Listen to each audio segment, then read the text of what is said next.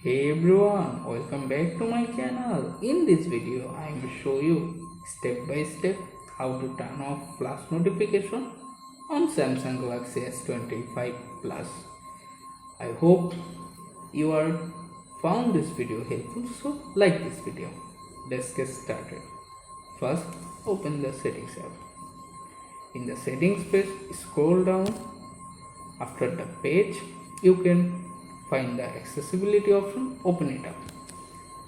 In the menu bar, find and tap on advanced settings.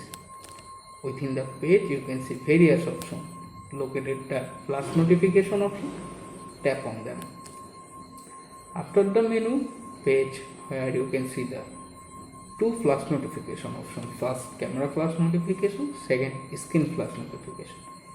If you decide to fully remove flash notification, tap on the both options to turn them off and you are done.